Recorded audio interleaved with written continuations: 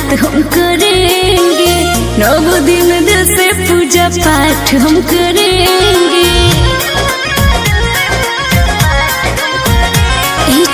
सुनिए सैया नवरात हम करेंगे, 9 दिन दिल से पूजा पाठ हम करेंगे। ताजा के सारे सामान सब जुटा दीजिए।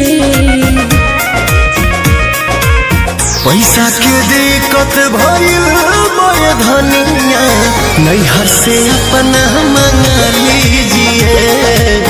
पैसा के दिक्कत भइल मोर धनिया, नैहर से अपना मंगा लीजिए।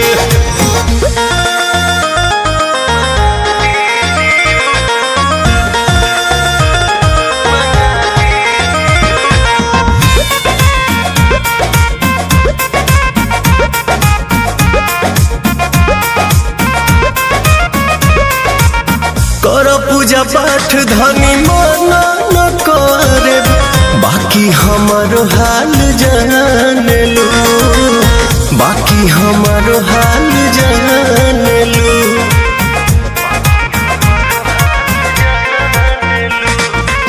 6 महीना से बैठल बानी, कुछो छुपल नहीं खे मान लो।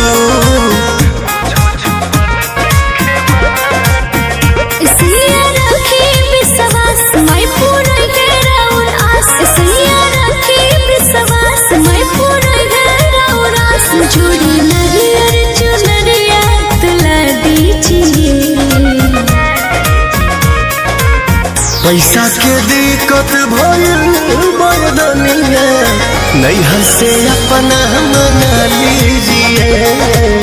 पैसा के दिक्कत भइल मोर धनिया, नैहर से अपना मंगा लीजिए।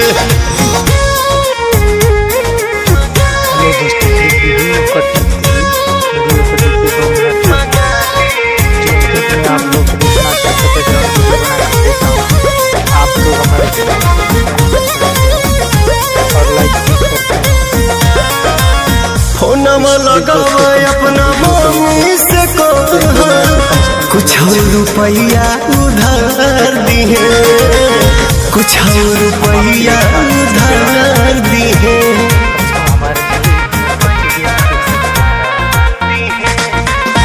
माई के कृपा होई नहीं हरिया ससुरा, कुछ दिन में संवार दिए।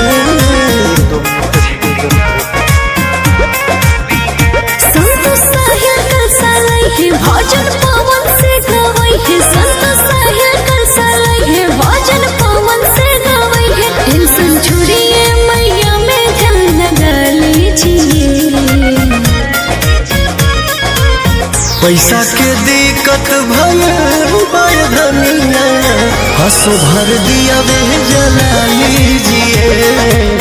पैसा के दिक्कत भइल मोर धनिया, हंसो भर दिया वे जला लीजिए। पैसा के दिक्कत भइल मोर धनिया, नैहर से अपना